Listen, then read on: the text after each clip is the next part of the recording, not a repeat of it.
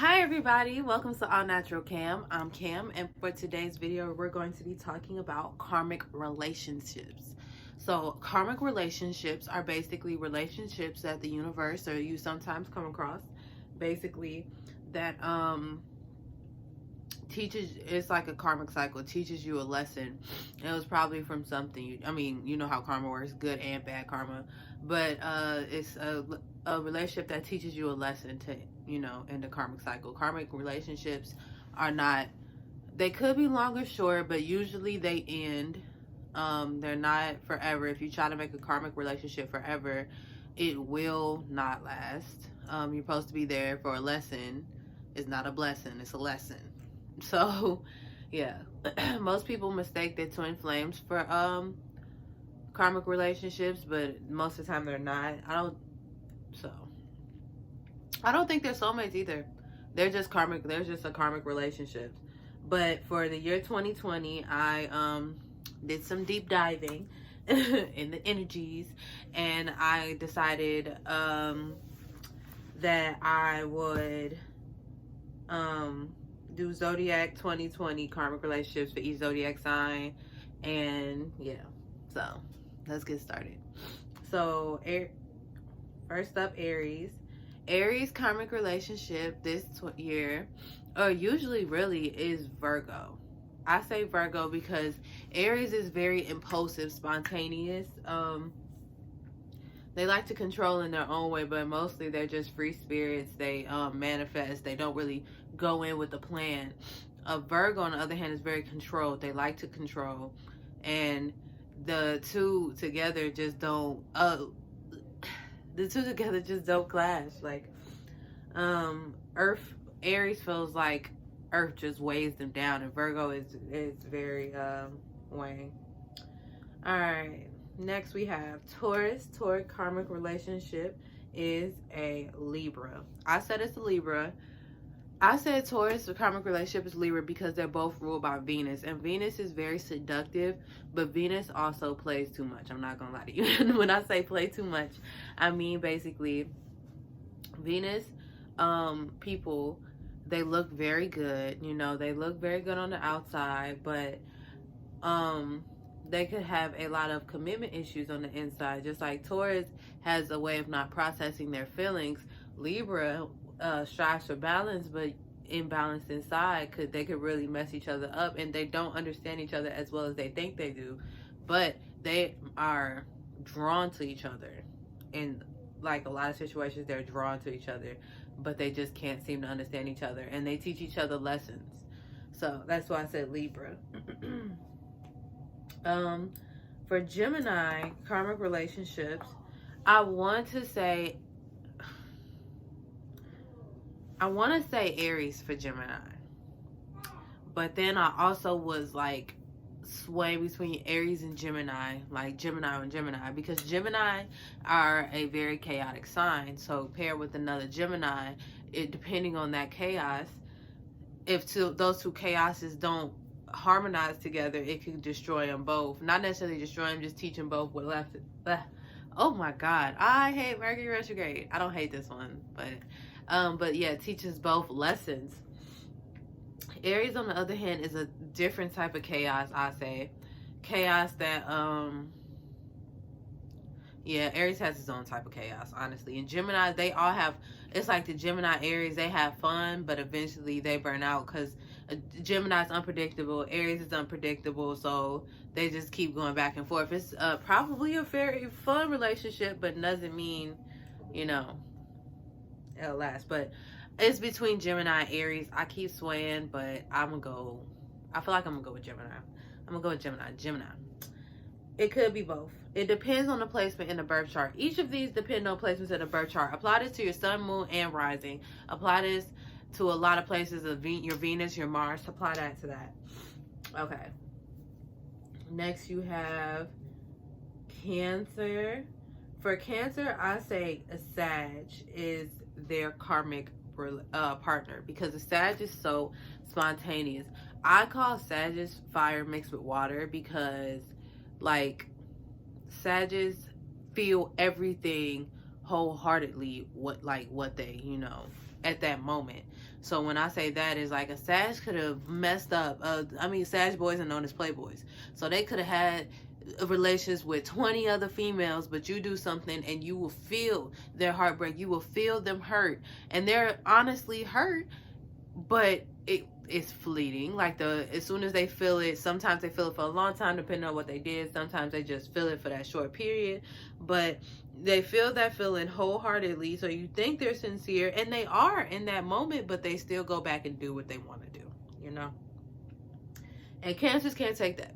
Cancers are very murderous, and Cancers, like Sagittarius, is first of all too sneaky for them, way too sneaky for them.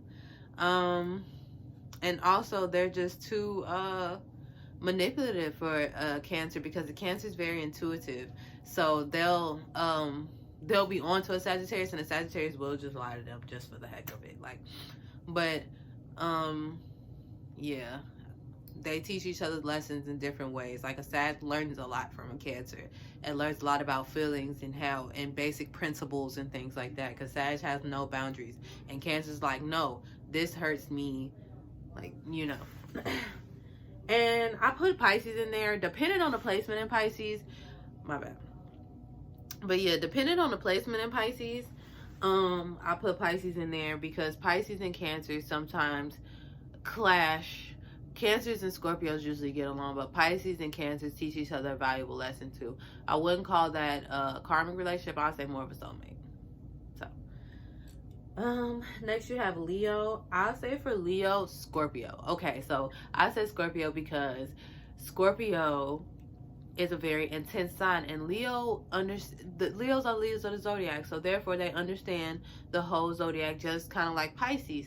But Scorpios have a different type of love. They have a different type of way of showing love. Okay, so unless that Leo has Scorpio in their chart, to understand a Scorpio or somebody with Scorpio heavy in their chart, even then it's still a karmic relationship. A Scorpio teaches a Leo a lot about different things, different aspects, different ways. You know, Scorpio can go very, very dark. A Leo doesn't even think about going that dark. So it's a relationship that'll be very intense and passionate, but won't last as long. It'll fizzle out soon, because a Scorpio loves in a different type of way than a Leo does. So, but yeah. Next we have Virgo. And for Virgo, I would say Leo and Aquarius. Leo and Aquarius for Virgo, because like the sister signs shut down the whole martyr complex. These two signs call out Virgo for their martyr complex. Their martyr complex is they're always the victim in the situation, and they can't believe somebody would do them that wrong, and they're the martyr. They're the one that, you know, was, you know, manipulated. When the Virgo actually does a lot of manipulating, because they see things in a certain way, you know, so they want it to be that way, period. So the Virgo does actually a lot of manipulating, and here comes the Leo and Aquarius calling them out. A Leo will do it in private, like, you know, defend them in public, correct them in private. Aquarius partner will call them out in public and tell everybody that the Virgo had more, like threw stones and ran away, you know. So they'll just bust that little reality bubble, because, you know, Virgo's the sister sign to Pisces. So Pisces is dreaming, basically, daydreaming, all that other stuff. And Virgo being the sister sign, Virgos have their own plans. So they're basically technically in their own world too, you know? Okay, so Libra. Libra, I say their karmic partner relationship would be Pisces. Pisces, because Libra and Pisces, when Libra comes to a Pisces know how to provide. A Pisces feels like they can take care of everybody. Libra, in its undeveloped state, like underdeveloped Libra, is very codependent. So a very codependent Libra on a Pisces who loves to take care of everybody Pisces, okay, we all gotta admit, Pisces do what they want when they want. Like, if a Pisces have that itch, they're gonna go scratch it. And a Pisces can take care of everybody and emotionally fulfill everybody. That's just how Pisces work. Pisces have 12 signs of Zodiac in them. So that's why it's like, wow, like this Pisces man could have like 5 females that they're completely catering to, and they're all completely satisfied. That's the power of a Pisces, you know? So a Libra, on the other hand, can't handle that, because a Libra, much like a Cancer, gets on top of your energy. They get on top of your energy, and certain privileges that a Pisces gives away, Libras don't like those certain privileges being given away, and vice versa, because Libras are all about justice, while Pisces, similar, because they have a sprinkle of Jupiter in them, which is Sag, they have their own logic. So therefore you cannot force your logic and your way of thinking GP, because Libras they know general principle. Okay, so Libras know general principle, and Pisces just like, I'm gonna go with the flow of the world, and the flow of the world don't include general principle. You know, the flow of the world includes just flowing, period. Don't include girl code, boy code, all that other stuff. Like, so Libra and Pisces are drawn to each other, but their relationship will soon fizzle out as well. And I also said Sag, depending on what placement in the birth chart with the Libra and the Sag, that because sometimes Sag open Libra's eyes to the bigger picture, because Libras are delusional. Oh, just like Pisces. Okay, so Mercury retrograde. Okay, so Libra and Pisces is basically delusion versus, you know, dream world. So Libra's got the delusion, Pisces got the dream world, and neither of them want to fit into that. Same with Sagittarius. Sagittarius is sometimes delusional too, being so close to Libra, but Libra's got the different type of delusion. Sagittarius got their own type of logic. Libra's got delusion down packed. Like, a Libra will act like they didn't see something that was right in front of their face, and like, and really don't remember it either, you know. Yeah. Scorpio's karmic relationship would be Leo and Libra. Leo and Libras are very similar in a lot of ways of liking extravagant things. They really bounce off each other well. But Libra and Leo's with Scorpio, the Scorpio being so intense, that attracts the Libra and Leos. But like I said, it's general principle that kind of separates them. Scorpios do things when Scorpios want to do, and they also have their own logic and their own way of loving. Not everybody can not everybody can deal with a Scorpio. Scorpio's a very particular taste, okay? A Scorpio requires an understanding, requires a Pisces logic. It requires it. And even Leos could get along with them. They'll even be friends with them after, but they'll teach them more of the bigger picture as well, because Scorpios are very fixed signs. They're fixed. So they'll teach them like a wider perspective. Libra, on the other hand, will teach them basic principle, you know, general principle, things like that. Capricorn karmic relationship is Gemini. Gemini is the one that can show a Capricorn a bigger view, for the simple fact a Capricorn is wild, but not as wild as a Gemini. A Gemini just does things in the spur of the moment. Capricorns make mistakes 24/7, but a Gemini the chaos that a Gemini brings can rock a Capricorn's world in different ways. Like, Capricorns value their money, and when a Gemini comes along, they forget about the money and go for the adventure. And I don't like Gemini and Capricorn. Like, Capricorns love Geminis, but they're so toxic for them, you know. They're so toxic for them. It's so funny. But yeah. Yeah. Okay, Gemini, Cap. Okay, next we have Aquarius. Aquarius, I would say for Aquarius, your karmic relationship is Pisces.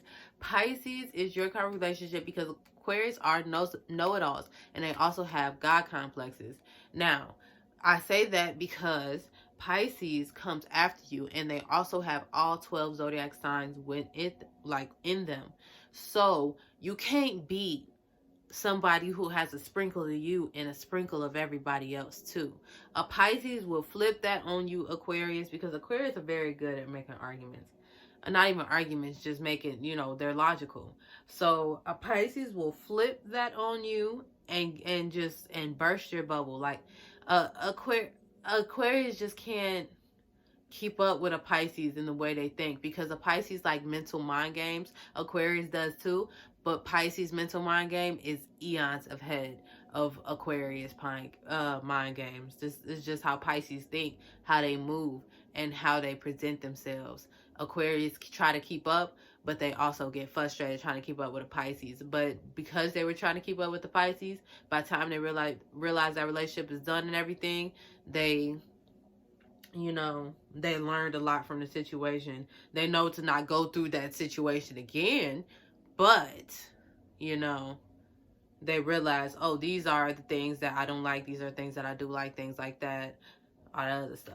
Traits that they learn from, all that other stuff. So that's more so a karmic relationship. A Pisces can break an Aquarius's heart like that. Like, yeah. But, okay. And then next we have Pisces. I say the karmic relationship for Pisces is Pisces. Like I said, Pisces are all 12 in the zodiac. So the only thing that can break a Pisces is a Pisces. You got to get the Pisces on the Pisces, but no, it's Pisces, because Pisces have to literally be faced a mirror to realize what they do to other people and how they need to either, you know, like develop and evolve and stop with their child. Like sometimes they can have child. Underdeveloped Pisces is very feisty, okay? So, and they're very impulsive. They have a sprinkle of Aries in them as well. So they're very impulsive and they do what they want. They do what they want when they want, and they don't expect any, you know, repercussions. But that's when another Pisces come in and shows them how that feels to just do what they do and not think about anybody else. But they think about them, but they don't think about them. They're like, as long as I take care of you, you shouldn't have an issue. It's the general principle. But yeah, so a Pisces literally has to look in the mirror. That's that Pisces karmic relationship. But yeah, okay, so this is Karmic Relationships 2020 for each zodiac sign. I'm AllNaturalKam. Thank you for tuning in. I appreciate it. I should be posting more frequently soon. This week has just been really like, you know, week, like just so slow for me. Check out my Mercury retrograde. That ends March 9th video. So before that ends, check out my video. Yeah. But yeah, like, comment, subscribe, share. Yeah, get the word out. Let's grow our community, guys. It makes me so happy that people are commenting and everything. I'm just just excited to grow and go on this journey with y'all. But yeah. All right, this is AllNaturalKam. See you guys later.